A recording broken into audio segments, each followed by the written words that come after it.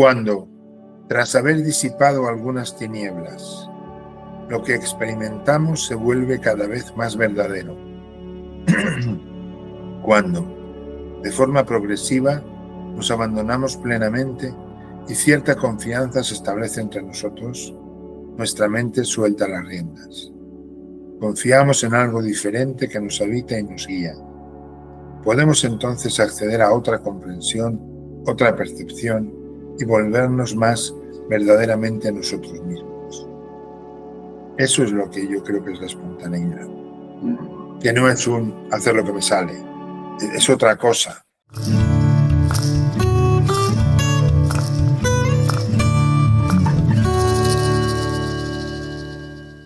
Hola, muy buenas, ¿qué tal? Sé bienvenida, bienvenido un día más a este canal y a esta sección de entrevistas.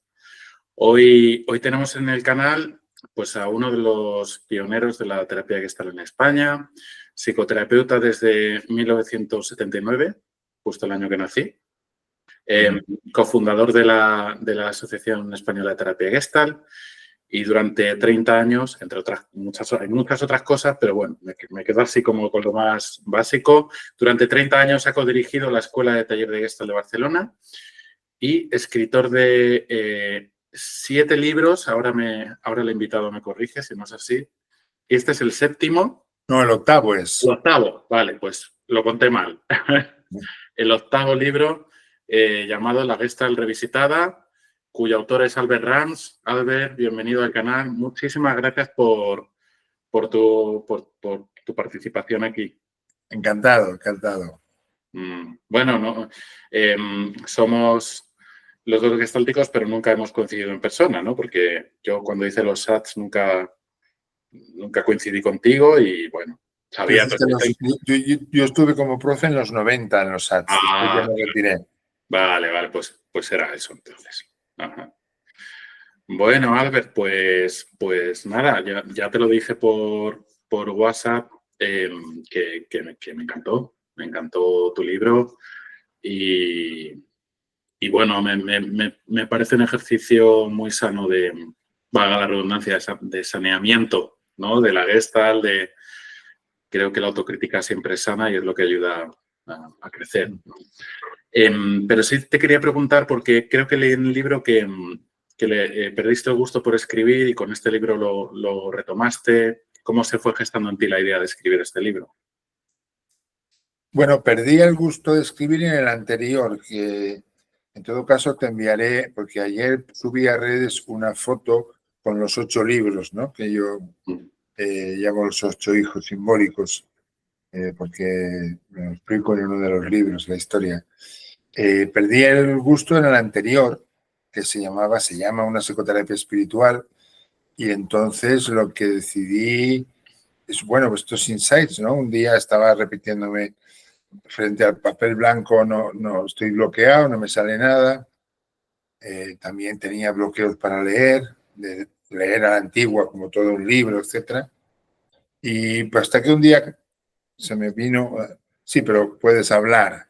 Y esto vino después de la pandemia, en la que fue un año, este año 20, también 21 un poco, en el que yo hice muchísimas, creo que hice 13 conferencias online, di un posgrado, bueno, mucha actividad de hablar, ¿no? Entonces dije, bueno, pues si te sientes satisfecho de lo que te escuchas hablar, básate en eso. Entonces lo que hice fue cambiar la forma de escribir por primera vez. En lugar de papel blanco y yo escribo, busqué a 3 personas, 3 hombres en aquel caso, que me gustaba cómo me preguntaban y lo que me preguntaban, y entonces a partir de sus preguntas construimos un índice, y que es el índice que quedó finalmente en el libro. Entonces el trabajo del libro fue, creo que son 5 encuentros online en los que ellos me iban preguntando y yo iba hablando y ellos transcribían eso y lo convirtieron en un borrador que a mí me llegó, y sobre ese borrador yo trabajé ahí ya sin bloqueo para escribir, ¿no? Y luego vino que ya me sentía otra vez sin bloqueo y con ganas de escribir, como recuperando algo, como diría, como que el escribir forma parte de mi vida. A mí me sienta bien escribir. más allá de lo que escriba y de la calidad de lo escrito, etcétera, etcétera, como dedicar un tiempito de mi vida a escribir, ¿no? Entonces, yo tenía ganas de ese saneamiento que dices tú, de esa, yo le llamo revisitar o revisar, esa querida Gestalt de la que yo me enamoré hace, pues el año que viene, 25, ahora 50 años, ¿no? Me parecía que ya era tiempo de volver a poner, porque habían cosas que no me estaban gustando en absoluto. Ya fui diciendo, el libro, como habrás visto, se basa, por una parte son artículos ya escritos y publicados en la revista de Gestalt, que he reescrito para el libro, y luego hay artículos ex novo, que se dice, ¿no? Como escritos por primera vez. Pero ya tanto en los escritos de la revista como en el último congreso de Gestalt, yo iba diciendo cosas que no, y entonces me planteé, bueno, pues será cuestión de ponerlo negro sobre blanco y ordenarlo y precisarlo, que sí y que no, ¿no? Entonces, este es un poco el libro, la base del libro, ¿no? Sí, me parece un ejercicio muy sano desdogmatizar, ¿no? Porque hablas mucho de esto, ¿no? Me gusta una parte en la que hablas de, oye, no sé cómo lo dices textualmente, no sé si me lo apunté, intento trabajar para el paciente, sí. no para el enfoque, porque yo pienso que sí, que la esencia de la Gestalt en sí es integradora y contraria a lo dogmático, ¿no? De cómo nace la propia Gestalt, es Claro. así. Claro, de hecho, en dos resonancias de lo que dices. Una, esta frase de intento trabajar para el paciente y no para el enfoque salió de una entrevista que nos hicieron a unos cuantos para el último congreso de Gestalt que se hizo en Málaga en el año 17, Congreso Nacional. Y entonces yo decía esto, que a diferencia entre, y también lo digo en el libro, yo este septiembre cumplo 45 años de terapeuta, digamos, de oficio de terapeuta, formador, tal. Y la diferencia entre este Albert y aquel es que aquel, digamos, defendía la bandera de la Gestalt, ¿no? También eran tiempos propicios para eso, para ayudar a que se instalara, a que fuera conocida, y llevaba la Gestalt a la universidad, a los congresos. Este Albert ya no levanta ninguna bandera, excepto la de la persona que hay delante, ¿no? A eso me refiero. Que tú eres gestaltista, me preguntaban, ¿no? Yo, como decía Borges, ¿no? Cuando le preguntaban, una fan toda entusiasmada le pregunta, ¿es usted Jorge Luis Borges? Y él dice, a veces. Pues algo así. ¿Es usted gestaltista? Y yo digo, a veces soy gestaltista, pero a veces soy psicoanalista, a veces soy conductista, a veces sistémico, a veces chamán, a veces corporalista. Es decir, depende de lo que creo que le va bien a la persona que tengo delante, ¿no? Por ejemplo, la última, por poner un ejemplo concreto, cosa que ha salido de mi fábrica de producciones, digamos, es proponer sesiones de orientación y consejería, digamos, ¿no? En lo que, digamos, se opone frontalmente a este principio gestáltico que las preguntas, decía Fritz Perls, son afirmaciones encubiertas o otra cosa. De hecho, yo desarrollé toda una manera de hacer conferencias que se llamaba Usted Pregunte, que yo iba a ver lo que contesto. Es lo que decía Guillermo Borja, que fue mi primer maestro. Y donde estoy ahora es que a veces sí, o sea, usted pregunte y yo contestaré. No le devolveré la pregunta, pues, como si fuera una cuestión de Gestalt, sino no está prohibido contestar preguntas. Esto es. Yo me di cuenta que yo cuando empecé en esto, me di cuenta que había introyectado la Gestalt y se había convertido en algo muy rígido para mí, contrario a, quiero decir, yo pretender imitar a Fritz Perls sería una locura. Quiero decir, más vale que sea honesta mi manera de trabajar y si eso implica interpretar, pues chicos, no pasa nada, ¿no? Porque me la había introyectado y entonces eso, paradójicamente, lo que me daba es mucha rigidez. Claro. La segunda resonancia que te decía es que en las jornadas de Huelva, que me hicieron el honor de invitarme a la conferencia inaugural, la anécdota es que eran unas jornadas que tenía que patrocinar al Colegio de Psicólogos. Y no sé si de Huelva o de Andalucía, o no sé cómo iba la cosa. Total, que llegó la cosa, el rumor al Colegio de Psicólogos de que la Gestalt era una secta y por lo tanto el Colegio de Psicólogos no iba a patrocinar esas jornadas. Entonces yo les pedí permiso a los organizadores para preguntar y dije, no, yo voy a hablar de qué es una secta. Yo quiero enfocarlo frontalmente. Entonces lo que decía y sigo diciendo y aparece de nuevo en el libro es que lo sectario no es un qué, es un cómo. Es decir, es una manera de manejar algo, no es un algo en sí. Total. Y respecto a la Gestalt, digamos, pero también respecto al psicoanálisis, pero también al socialismo o a... Sí, hay sectas políticas también o empresariales. Hay tres posiciones básicas. La posición abierta, que es la que yo creo, que dice que la Gestalt, en concreto, es un enfoque que sirve muy bien para algunas cosas y no tan bien para otras. Que hay otros enfoques que esas otras lo hacen mejor. Esta es la posición abierta.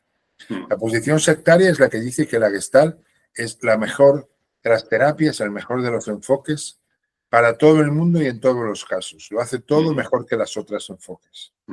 Y la posición fanática es la que dice que la Gestalt en realidad es la única psicoterapia posible, la única que produce un proceso de transformación. Entonces, yo obviamente estoy en la primera. Las otras dos me parece que no son correctas, que no son verdaderas, ¿no? Sí, bueno, es una cuestión de egos, porque a los conductistas les pasa lo mismo con el conductismo, los psicoanalistas igual, ¿no? Y a mí ya me da mucha pereza este desprecio mutuo. Todavía escucho a gestaltistas despreciando a lo académico, a lo conductista, viceversa. Me da una pereza terrible. Claro. La verdad, porque digo, bueno, es que puede ser muy complementario. De hecho, te quería preguntar, porque en el libro no hablas de ello, pero no sé si... Yo es que soy muy fan de las terapias conductistas de tercera generación, de la terapia de aceptación y compromiso en especial, que creo que bebe mucho de la terapia Gestalt, no siempre reconocido, y que a mí me da un complemento teórico muy bueno a donde no llega teóricamente la Gestalt, porque da explicaciones o habla de ciertas cosas que es como que me cierra el círculo, me da un sentido. Yo tengo que confesar que no conozco. Yo me quedé con la terapia cognitivo-conductual clásica. Sí. Claro, piensa que estamos hablando de alguien que lleva casi 50 años en el asunto y que acabo de cumplir 66. Entonces, la experiencia de la vida... Bueno, a mí lo que me pasó es que a partir de cierto momento yo dejé de interesarme tanto por leer cosas del oficio y me interesó el mundo. No la consulta, sino el mundo, ¿no? Y en concreto, a raíz de un acontecimiento que marcó mi vida, digamos, y que es público y por eso puedo hablar de él, que fue la muerte de mi hija cuando yo tenía hace 30 años. Y yo ahí hice una frase, a mí me vienen frases de vez en cuando, tipo insight, y una que me vino hacia el principio de los 2000, finales de los 90, era: no solo de psicoterapia vive este hombre, ¿no?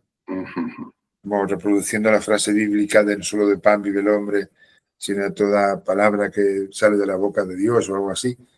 Es decir, no solo de psicoterapia vive este hombre, es como yo empecé a quitar la vista de la psicoterapia y ponerla en concreto en el mundo rural, en el mundo de los elementos. Yo me había comprado una tierra con parte de la indemnización que me dieron por el accidente, bla, bla, bla, bla. Y han sido, porque ahora eso está terminando a nivel energético. Entonces me interesé por cosas que no eran la psicoterapia, con lo cual no he seguido la actualidad. Por ejemplo, las terapias de aceptación y compromiso, no sé lo que son, sinceramente. No sabría decir nada al respecto, excepto lo que me puedo imaginar que pueden ser, desde el nombre, desde el encuadre, pero pues, se me hace charlatanería de mi parte, porque la contestación más correcta es no lo sé. Es un neoconductismo, pero que incorpora elementos de la terapia humanista. Y incorpora eso es lo que yo... Claro, es como si sabes, como que tienes la visión de un proceso y ves un hueco en el que no sabes lo que hay dentro, pero por dónde está el hueco, deduces que puede haber dentro, ¿no? Sí. Y eso es lo que... O sea, si yo me contesto a qué es lo que yo imagino que son, yo imagino que son la evolución de las terapias cognitivas conductistas, porque ellos todo el humanismo. Sí, pero la parte cognitiva la dejan de lado, ¿eh? Vale. El cognitivismo lo dejan de lado. Vuelven a los orígenes del conductismo, pero incorporan el contextualismo. El contexto de la persona incorporan el asunto de los valores, que está muy cogido del humanismo, incorporan el asunto de la meditación. Claro, claro. A eso me refería. Es decir, es como si la evolución lógica de la Gestalt, bueno, de mi Gestalt, la Gestalt que yo propongo, es incorporar, como lo digo en el libro, ¿no? Que tomo del psicoanálisis lacaniano, que tomo del enneagrama, que tomo de la terapia cognitivo-conductual, que tomo de la terapia sistémica. Es decir, si estamos diciendo que una visión abierta de la Gestalt es una que dice que la Gestalt hace algunas cosas bien y otras no tanto, pues para las no tanto incorporamos otros enfoques. Yo incorporo otros enfoques, ¿no?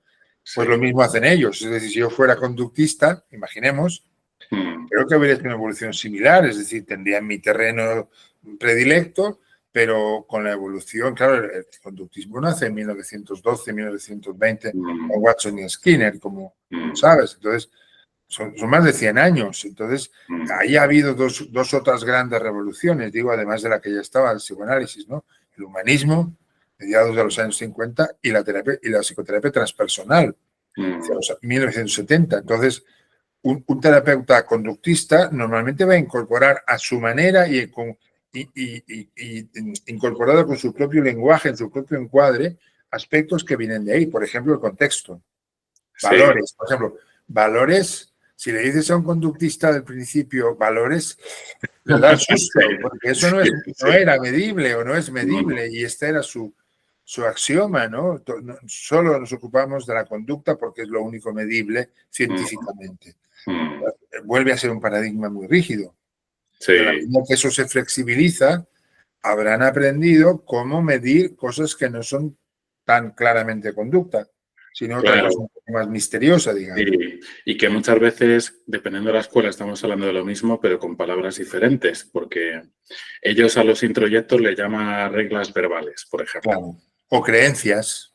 Digo, no sé si esto exactamente otras escuelas, es decir, claro, es que, mira, hay un estudio que a mí me gusta mucho citar para los alumnos, de un estudio, no tengo la referencia, pero bueno, un estudio de los años 70 del siglo pasado, que dice que terapeutas expertos de diferentes corrientes se parecen más entre sí que terapeutas expertos y noveles de una misma corriente. Un poco lo que decimos al principio, es decir, todos los terapeutas que llevamos X años trabajando, llegamos a un lugar muy parecido, aunque no contamos de la misma manera lo que hacemos.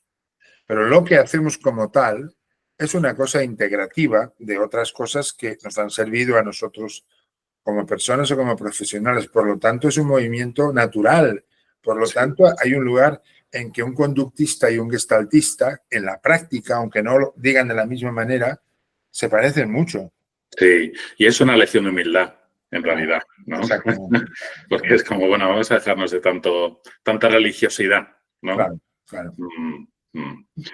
En el libro también hablas de enneagrama.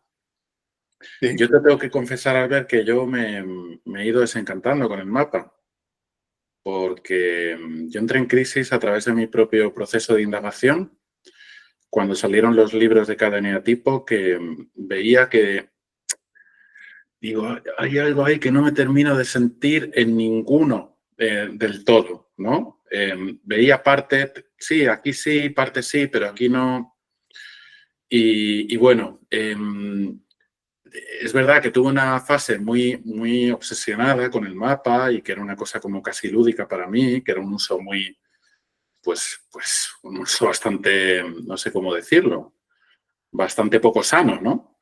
Y bueno, yo ahora mismo no lo uso en consulta a no ser que me venga una hipótesis sin pensarlo mucho y trabajar a modo hipótesis nada más, ¿no? Y me sale preguntarte qué intuyes que hubiera pensado Fritz Perls del enneagrama si hubiera conocido el mapa. Pues no lo sé, depende de a qué Fritz Perls nos refiramos.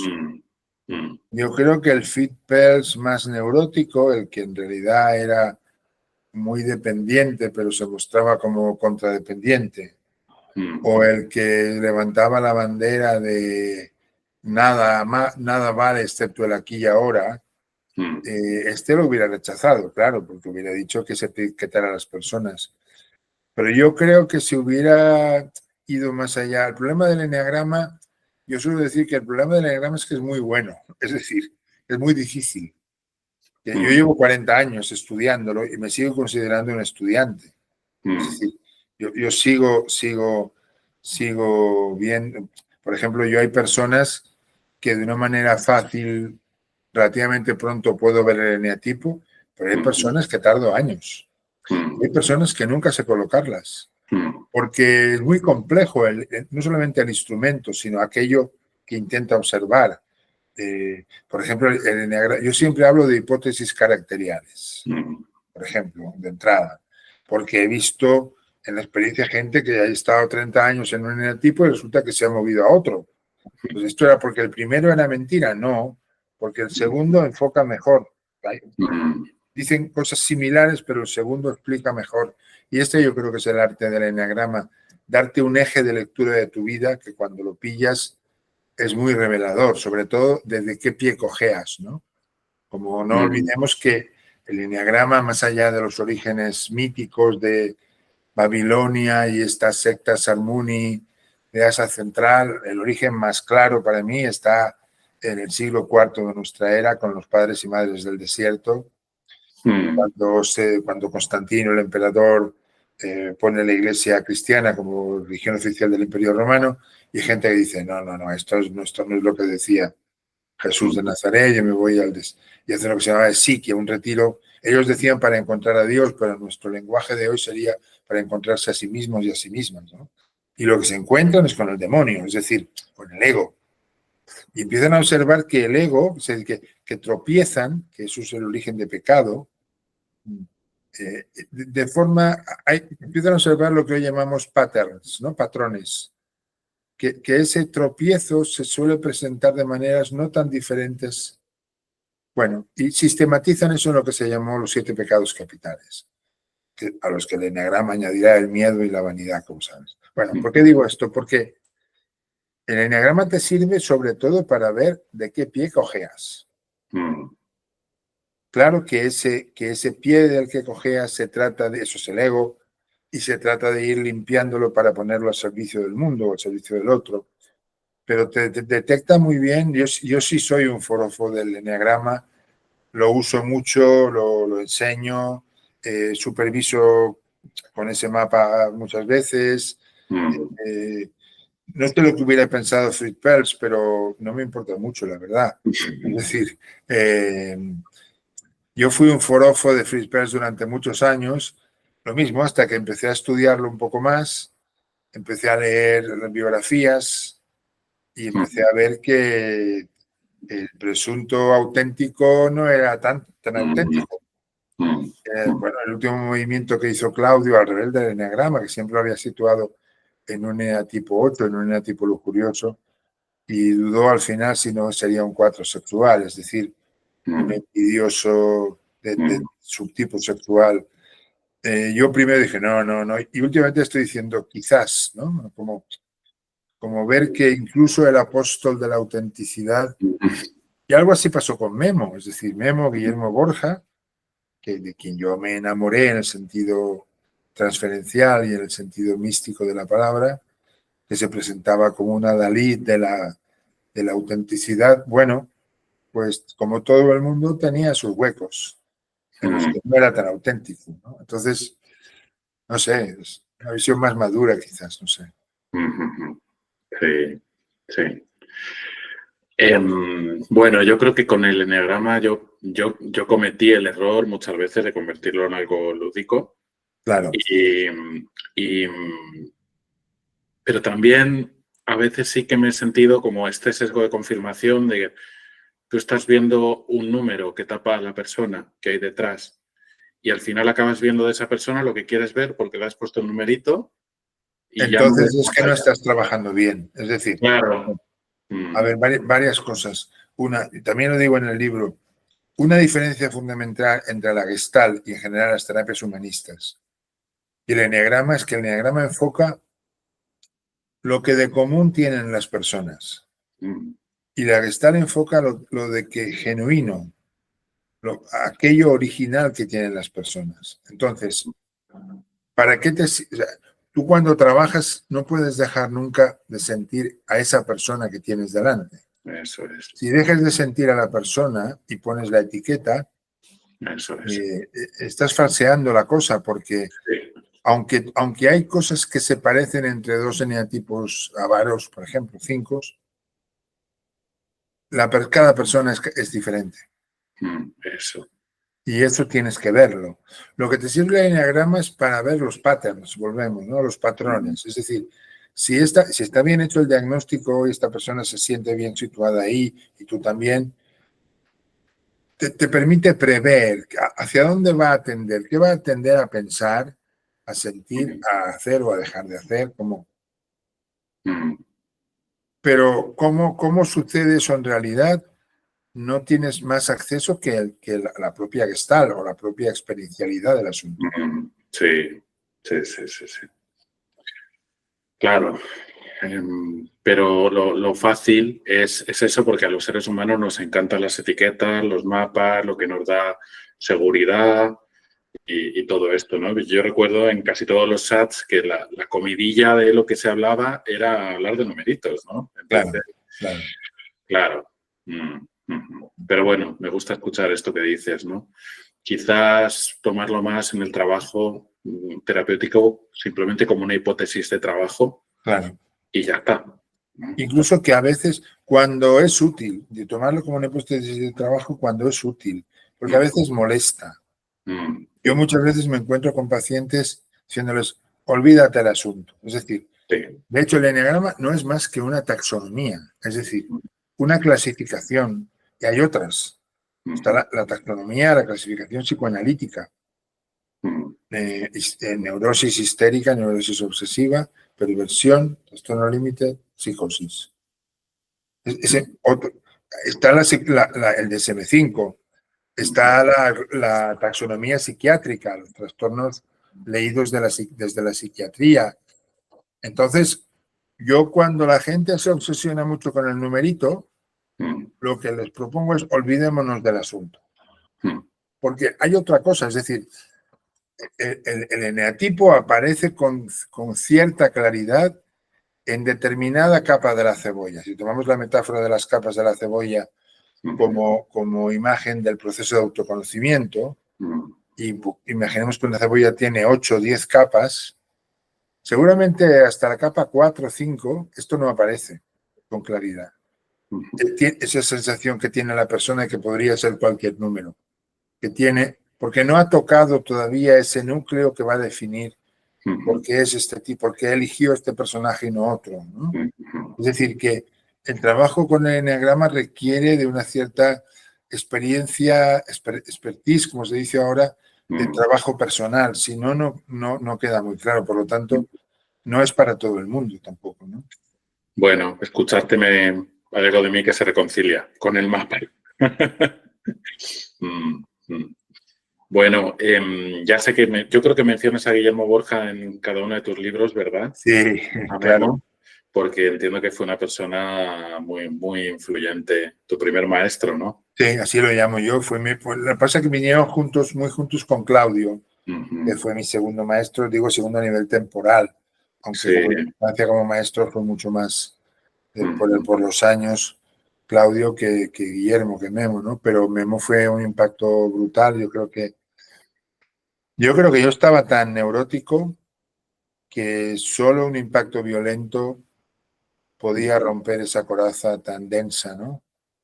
Dudo yo que solo Claudio, sin el golpe de martillo de Guillermo, hubiera penetrado esa coraza narcisista y yo me hubiera podido derrumbar, que es lo que ocurrió, digamos, ¿no? Ese derrumbe en el sentido profundo de la palabra, eso que dice Rumi, ¿no? El místico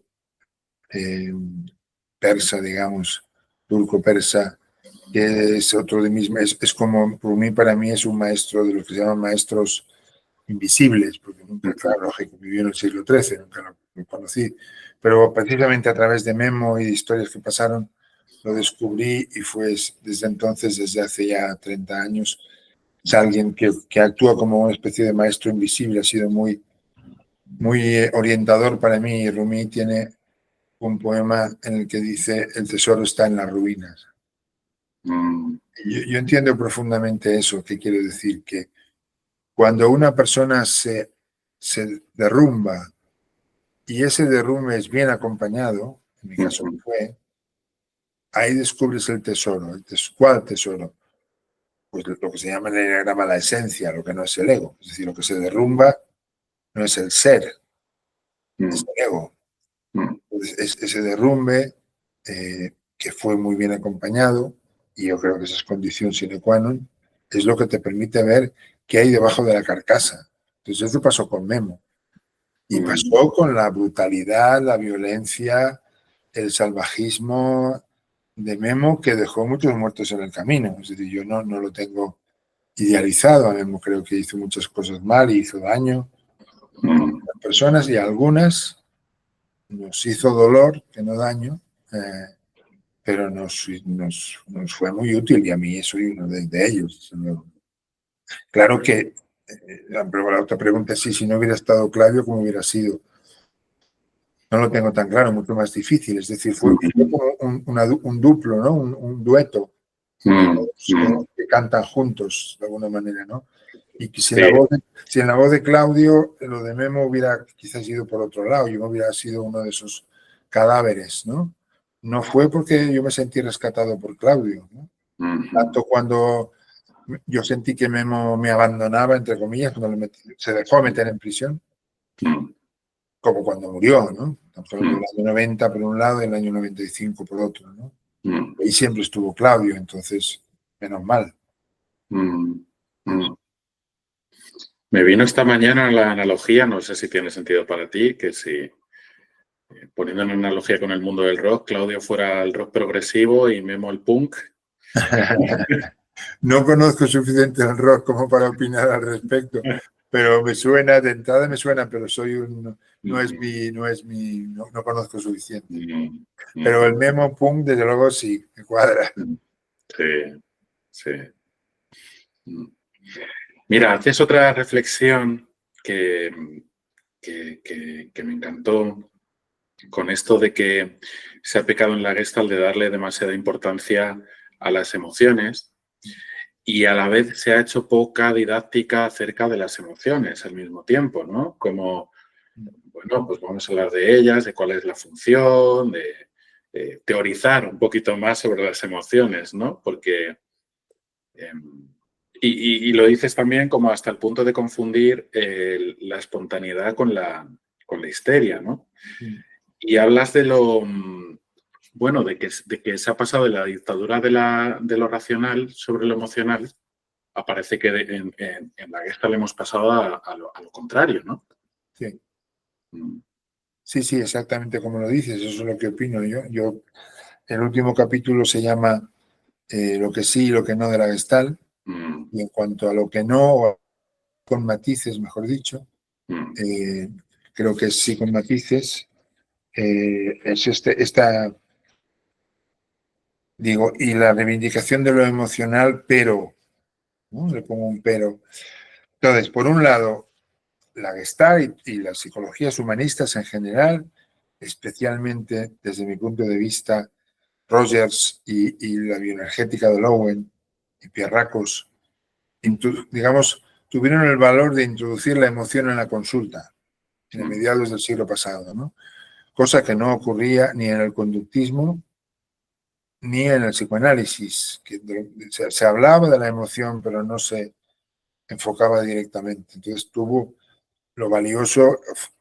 Es como, muchas cosas también de esas aparecen en el libro, es como, el problema es cuando algo agudo se vuelve crónico. Es decir, cuando algo que sirve en tal momento y en tal situación se perpetúa. Y entonces deja de ser útil. Y eso pasa con el ego también, volviendo al enneagrama. Es decir, el ego nos fue útil. El meternos en ese personaje, en ese eneatipo, nos salvó la vida, nos salvó de la locura, porque los psicóticos no tienen ego, nos salvó del hospital, nos salvó de la cárcel. Estamos aquí tú y yo porque tuvimos un ego. Si no, entonces algo así, es decir, la emoción fue muy útil porque la introdujo en la consulta gracias, entre otros, a la Gestalt. Ahora bien, se ha vuelto excesiva, se ha vuelto dictatorial, es decir, no considera que no todas las personas somos iguales. Por ejemplo, esa diferenciación que se hace en el eneagrama de personas mentales, personas emocionales, personas conativas de acción, no se hace en la Gestalt.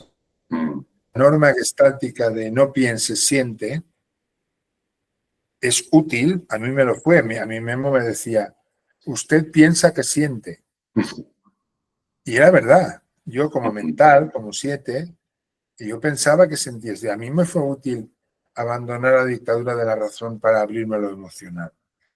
Pero a un emocional, a un histérico, a una histérica, no, porque ya... ¿Le está reforzando la neurosis? Exactamente, esa es la idea. Entonces, esa diferenciación yo creo que no se hace bien en Gestalt, que no todo el mundo su camino es sentir más. A veces se trata de sentir menos para pensar mejor o para hacer mejor. Sí. Esa es la idea. Sí. Yo creo que escribiste un texto hace tiempo ya de esto, hace unos años, y me encantó porque lo necesitaba leer, ¿no? Porque yo... Pues nada menos que 20 años hace, porque lo citó Francis en un artículo de la revista y yo lo traigo al libro. Por eso sé que es del año 2004, del segundo libro, 25 años de Gestalt. Y ahí fue la primera vez que formulé esto que estamos hablando ahora de no creo que la Gestalt sea una terapia exclusivamente emocional, yo la veo más como una terapia integrativa. Sí. Como que es una democracia entre los 3 centros, ¿no? Exactamente. Sí, porque dices una frase, pensar bien no es pensar contra el corazón. Claro. Es decir, lo que quiero decir es que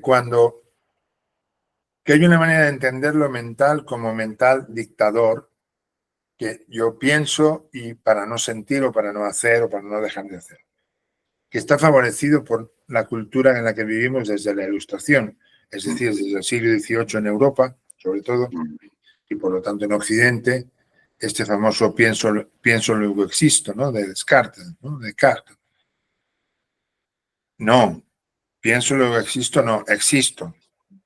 Y a veces pienso, a veces siento y a veces hago. Formuláramos a Descartes, ¿no? A Descartes. Pero la civilización prima lo mental y minusvalora lo emocional y lo corporal. Entonces, yo no estoy hablando de esa manera de reivindicar lo mental. Claro que cuando eso se rompe y empiezas a sentir al tiempo que piensas, empiezas a hacer al tiempo que sientes, entonces se produce otra manera de pensar. Un pensar aliado del sentir o del sensar como unidad de lo corporal, ¿no? O del hacer. Es ese pensar democrático del que tú hablas, ¿no? Entonces el pensar toma su lugar, como toma su lugar el sentir o el sensar o el hacer. Claro. Esto es lo que yo digo. Que no es bullshit, como decía Fritz.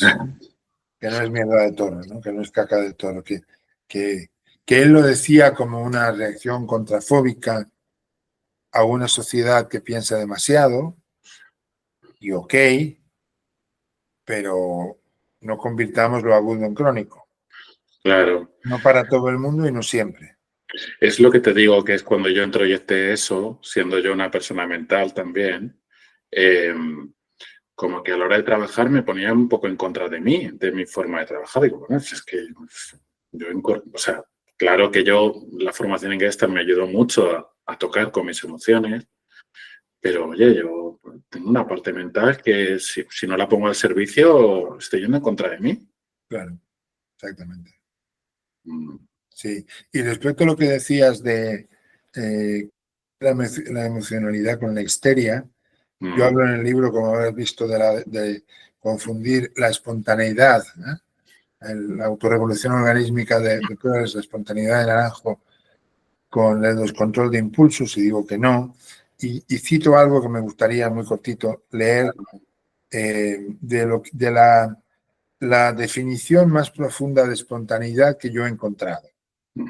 Y dice, cuando, tras haber disipado algunas tinieblas, lo que experimentamos se vuelve cada vez más verdadero. Cuando, de forma progresiva, nos abandonamos plenamente y cierta confianza se establece entre nosotros, nuestra mente suelta las riendas. Confiamos en algo diferente que nos habita y nos guía.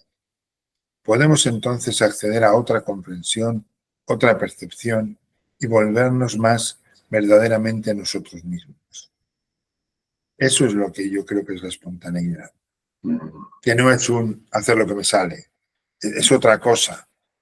Es un ir teniendo, lo dice muy bien el párrafo, no voy a teniendo acceso a una especie de comprensión más profunda que pasa por el respeto a lo que emerge de mí, sí, pero sin cerrar los ojos al tú y sin cerrar los ojos al contexto, ¿no? Y esto lo explico en el segundo capítulo cuando hago una referencia a la historia de la Gestalt, digamos, a partir de la famosa frase de Fritz Perls, que es la oración gestáltica, yo hago lo mío y tú haces lo tuyo, etc. Y voy diferenciando, planteo la hipótesis de que estas formulaciones de esta frase, desde la primera de Fritz Perls, yo hago lo mío y tú haces lo tuyo, yo no estoy en este mundo para satisfacer tus expectativas, tú no estás en este mundo para satisfacer las mías, si nos encontramos es maravilloso y si no, no hay nada que hacer, ¿no?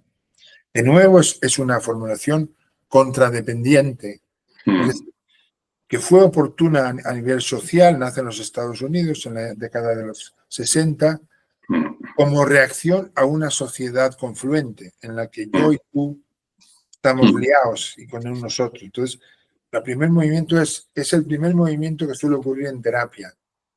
Cuando recibimos a los pacientes en la primera etapa, es la etapa del yo, como una especie de reivindicación del yo, porque es un yo que se ha perdido en un tú, o en un nosotros, ¿no? O en un vosotros. Pero lo mismo, si lo urgente se vuelve crónico, ya la hemos liado. Si nos quedamos ahí, lo que fue útil se convierte en neurótico. Y ahí viene la segunda etapa, que yo llamo interpersonal, y pongo la frase de Carmen Vázquez, una gestaltista española muy querida, que dice, yo soy yo y tú eres tú, sí, pero en lo que tú eres yo tengo algo que ver, y en lo que yo soy tú tienes algo que ver. Trabajamos juntos y nos coinfluimos. Si nos separamos, tú te vas a llevar algo mío y yo me voy a llevar algo tuyo. Es otra visión, es otra segunda etapa en la que el tú ya no es un enemigo del que hay que protegerse, sino es alguien que me constituye como yo, nada menos. Y ahí la escuela, lo que se llama Gestalt de la costa este, ¿no? Introduce ese concepto del self. Es decir, el yo no es algo que preexista, el yo se constituye en el momento del contacto. Por lo tanto, estamos co-creando el yo y el tú. Sin tú no hay yo posible en ese nivel. Para acabar con lo que llamo etapa transpersonal y las frases de este maestro budista Thich Nhat Hanh, que dice yo soy yo y tú eres tú. Perdón, disculpa. Yo soy tú y tú eres yo, ¿no? Sí. Es como una especie de vuelta a la confluencia, pero ya no como confluencia, sino como trascendencia, ¿no? Eso es. Eso que yo llamo en el libro anterior el yo colectivo, cuando el yo puede estar en un nosotros sin dejar de ser yo. Sí. Qué bueno. Yo, fíjate, te quería leer porque yo tengo una amiga que es gestaltista que ha hecho otra versión. ¿Ah? Y me encantaría leértela. Claro, claro. ¿Sí? Venga, hoy. Sí. Que es que me parece maravillosa. A ver. A ver, que la encuentre. Mira. Hay más versiones, yo no las he citado aquí, están en el libro. A ver, escuchamos lo que dice tu amiga. Sí. Bueno, se llama Raquel, ahí el apellido, Raquel Álvarez, ¿vale? Desde aquí le mando un saludo cuando me vea. Dice, yo soy yo, tú eres tú. Mi existencia te afecta a ti y a mí tu forma de existir. Tú eres tú, yo soy yo. Tu vida es asunto tuyo y la mía es asunto mío. Aunque incluso si no nos conocemos somos interdependientes, yo soy yo, tú eres tú. El mundo es el mundo y todo está en relación. Nada existe por sí mismo de forma aislada. Tú eres tú, yo soy yo. Soy todas las que vinieron antes de mí y todo lo que vendrá a través de mí. Tú eres las raíces de tus antepasados y los frutos que brotarán de tus ramas. Yo soy, tú eres. Nuestro encuentro o desencuentro nos afecta a ambas y también a nuestro entorno. Yo solo puedo hacerme cargo de mí, tú solo puedes hacerte cargo de ti, aunque podemos acompañarnos por el camino. Tú eres, yo soy.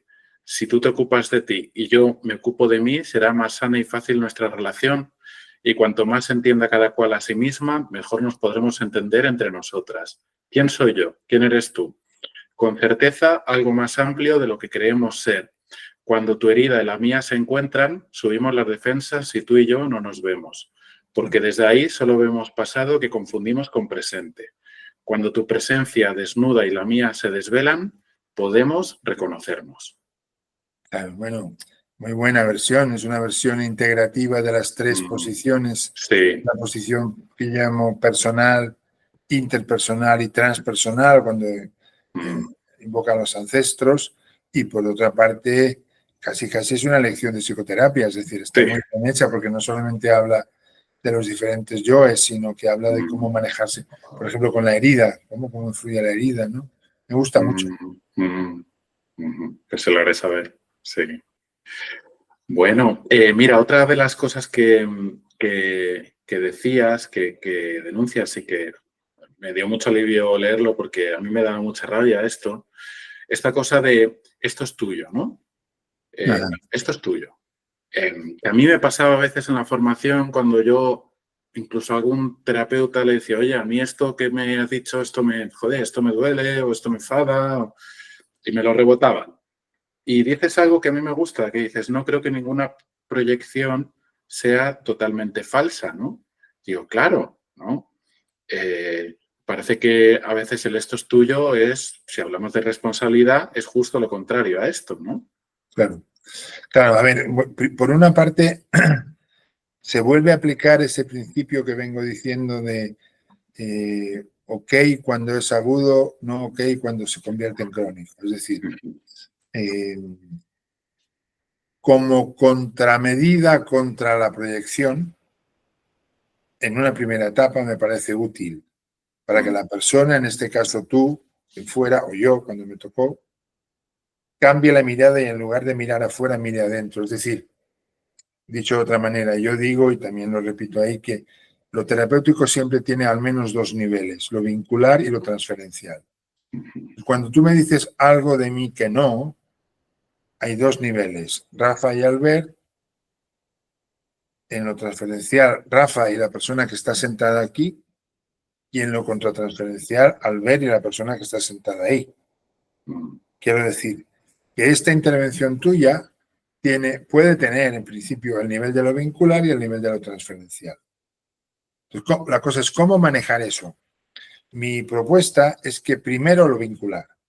Es decir, cuando tú me dices lo que no de mí, lo que yo llamo transferencia negativa, creo que el enfoque más útil es cuando en primer lugar yo lo escucho, lo recibo y veo qué me suena sí de lo que dices que no. Y te lo digo, pues es verdad, esto que me dices, me lo conozco, lo siento y te pido disculpas y entro en la reparación eventualmente si te hice daño. Y solo después me aparto del cojín.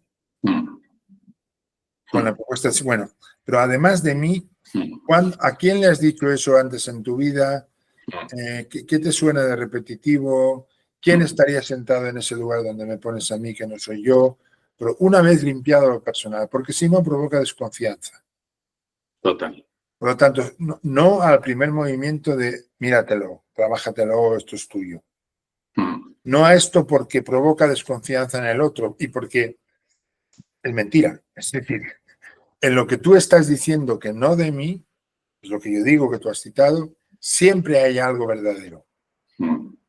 Si yo me conozco lo suficiente, y eso debería ser la condición sine qua non para yo ser gestaltista, en paréntesis es otro nombre que yo reivindico en el libro, si quieres entramos en eso, yo tengo que conocerme suficientemente bien a mí para que nada de lo que tú me digas a mí me destruya, me conmueva, me conmueva el más sentido de la palabra, me rompa, sea inaudito, nunca oído, que sea nuevo para mí.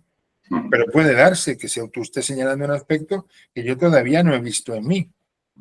Te podré contestar, pues mira, Rafa, lo que me dices yo no lo veo en mí, pero no descarto que sea así. En todo caso, si a ti te ha molestado, en primer lugar, disculpas, lo siento y me lo quedo para verlo yo. Pero normalmente lo que va a ocurrir es que lo que tú me digas yo ya lo sé de mí. Entonces, darte la razón porque... Claro que cuando tú me dices lo que no de mí, como cuando me dices lo que sí de mí, es decir, la primera etapa de la transferencia positivo o idealizante, tampoco me lo estás diciendo solo a mí. También hay una parte, hay alguien que está sentado ahí, también sí. Cuando no. Sí. Entonces, lo que yo propongo resumiendo es que primero lo vincular, después lo transferencial. Sí, sí, total. Si no genera desconfianza. Sí, porque es lo que genera también la... No sé quién dijo eso, si Ferenczi era lo de la experiencia emocional correctiva, que justo uno no ha tenido muchas veces con figuras de autoridad que no se han hecho cargo de sus cagadas, ¿no? Y eso genera mucha herida, mucha culpa. Claro. Esto es lo que salía también en la presentación que hicimos el otro día en Barcelona. Estaba Cristina Nadal, que fue ella quien escribe el prólogo del libro y quien me presentaba. Y también cuando aparecía este asunto decíamos, claro, pero además de que es más limpio y a ti te permite confiar en quien te va a acompañar en la exploración del trabajo con ese lugar vacío, supone una segunda oportunidad para ti, porque seguramente, como tú dices, no te has encontrado anteriormente con figuras de autoridad o con papás o mamás que te hayan dicho, sí, es verdad, hijo, lo que dices es verdad, lo siento. Entonces, es darle al otro una experiencia, como dices, correctiva o correctora, de poder decir, no estoy loco. Claro. Lo que veo es verdadero, no estoy alucinando. Eso, sí. Oye, ¿y qué piensas? Porque al hilo de esto, yo también estaba pensando en que a veces se puede abusar mucho de la palabra resistencia, ¿no? De ponerlo todo en el paciente. Es que está resistente, es que, bueno, a lo mejor es que la estoy cagando yo. No que el otro esté resistente, a lo mejor es que no estoy sabiendo llegar a la persona, ¿no? Claro. Yo creo que eso tiene que ver con el término SAT que tú has citado antes. Como sabes, significa, por una parte, Sat, Chi, Ananda, son como tres elementos en el hinduismo, pero sobre todo tiene que ver con Seekers After Truth, buscadores de lo verdadero, que fue un término que introdujo Gurdjieff, ¿no? Y yo me he permitido en algún libro, no sé si en este o en el anterior, parafrasear SAT por LAT, Lover After Truth. Es decir, lo que yo planteo es que el gestaltista, la gestaltista, que es como yo le llamo al o a la profesional que ejerce la gestalt, esto es todo un tema, debería estar enamorado de lo verdadero. Entonces, si yo estoy enamorado de lo verdadero, voy a tender a proyectarte menos cosas a ti. Porque voy a entender que ver lo mío en lo que supuestamente es una resistencia tuya, me va a acercar a lo verdadero. Y eso va a tener catexis, como decía Freud, ¿no? Carga energética, pregnancia, magnetismo. Voy a querer hacer ese viaje de ver si, bueno, esto puede ser una resistencia de Rafa, pero ¿y qué hay aquí de mí? ¿Qué hay aquí de mí? Debería ser una pregunta constante para el profesional. Totalmente.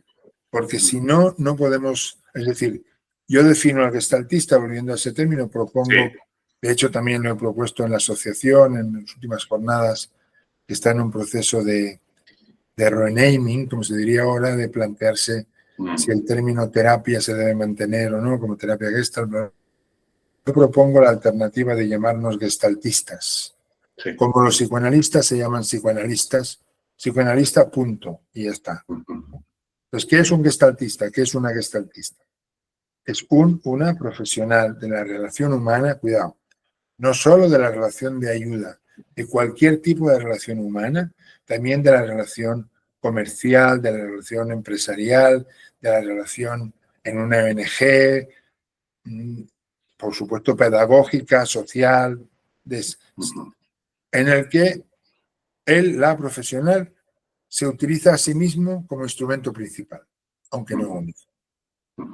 Entonces, si eso es un gestaltista, la condición sine qua non para utilizarse como instrumento principal, aunque no único, es que el instrumento esté limpio o con un cierto grado de limpieza. Imaginemos un bisturí, un cirujano que operara con un bisturí sucio, algo así. Es decir, requiere de... ¿Y qué es estar limpio? Es estar con la capacidad de acceso a mí mismo, en este caso, despierta. Porque voy a tener que estar haciendo todo el tiempo. Y con esto que ocurre, ¿qué hay aquí de mí? Si eso no está, no hacemos Gestalt. Nos toca hacer otro enfoque que no requiera de nuestra presencia, en el sentido gestáltico de la palabra presencia, como del estar ahí, del ser yo quien yo soy, ¿no? Puedo trabajar como técnico y seguramente funciona, pero no como gestaltista. Me parece una reflexión muy... Sí, me llamó la atención cuando lo leí, muy interesante y no sé si entonces la ETG se está planteando de verdad el renombrarlo y quitar la palabra terapia. Bueno, tan de verdad como que yo he sido un asiduo de las jornadas de Gestalt desde que fundamos la asociación hasta prácticamente la pandemia, en la que ya me ausenté unos años también por asuntos personales, y ahora he vuelto a las últimas que han sido en Badajoz y he ido siguiendo, y sé que las anteriores a las de Badajoz, que han sido las del año 24, en el 23 en Bilbao ya se empezó esa inquietud, y lo que tan en serio como que la asociación ha contratado una empresa especializada en acompañar ese proceso a la asamblea, de que manejar cómo la asamblea y grupos de trabajo que se han hecho pueden andar en cuál sería la manera de renombrar lo que hacemos, si hay que renombrarlo o no y cómo. Y aparecían ya en la última asamblea 4 alternativas diferentes y se está trabajando en eso, desde luego. Sí, de una manera muy seria, me pareció a mí. Qué bueno. Bueno, Albert, pues yo no tengo nada más que preguntarte. Bueno. No sé si tienes algo más que añadir o no, estaría bien así. Bueno, dos cositas, digo para ser más... Sí. Una es que hablé del último capítulo, que es lo que sí y lo que no de la Gestalt, pero no hablé del primero, que para mí es muy importante, que se llama una Gestalt revolucionaria. Y lo que quiero decir es que yo reivindico los orígenes contraculturales de la Gestalt, entendiendo que la contracultura es algo... Leo un poquito... El término contracultura fue acuñado por Theodor Rosak en su libro del 68, pero la contracultura ya existía de hecho, ha existido siempre.